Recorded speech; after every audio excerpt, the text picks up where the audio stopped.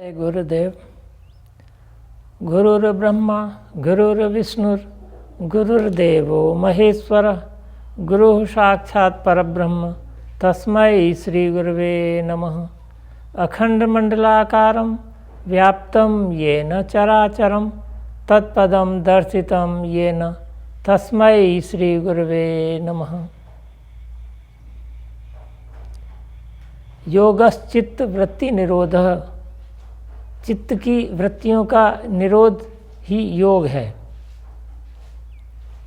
अथ योगानुशासनम, अनुशासन ही योग है। योगश्चित्त वृत्ति निरोध, चित्त की वृत्तियों का निरोध ही योग है। योगस्थ कुरु कर्माणि, योग करें और उसके बाद कर्म करें। योग जीवन का विज्ञान है, जीवन जीने की कला है। और योग के बिना अगर योग न करेंगे तो वियोग निश्चित ही होगा। अगर योग करते हैं तो योग के अभ्यास से हम जीवन, जो मनुष्य जीवन है, मनुष्य जीवन के लक्ष्य को बड़ी सरलता से प्राप्त कर सकते हैं। योग के 8 अंग हैं।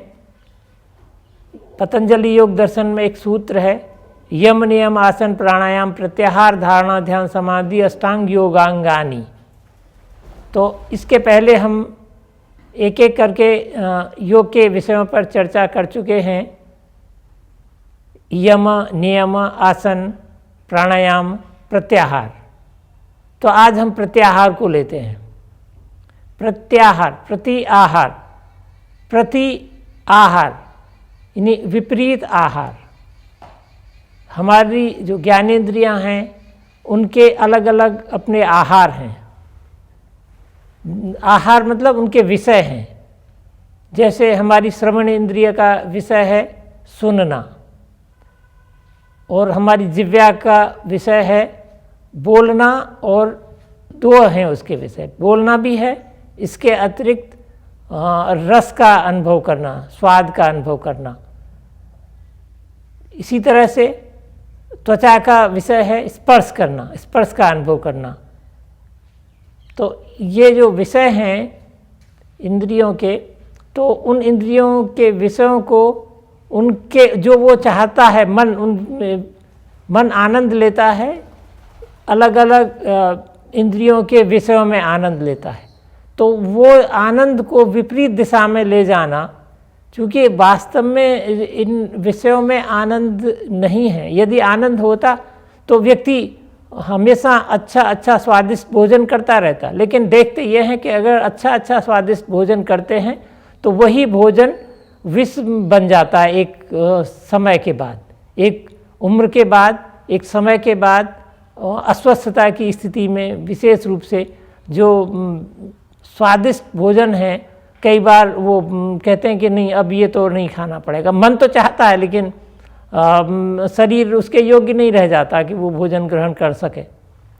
तो इसलिए प्रत्याहार का तात्पर्य हुआ कि हमारा मन जो चाहता है, मन को उनके विषयों से रोकना, और रोक के फिर कहाँ ले जाना, रोक के उसको योग में लगाना।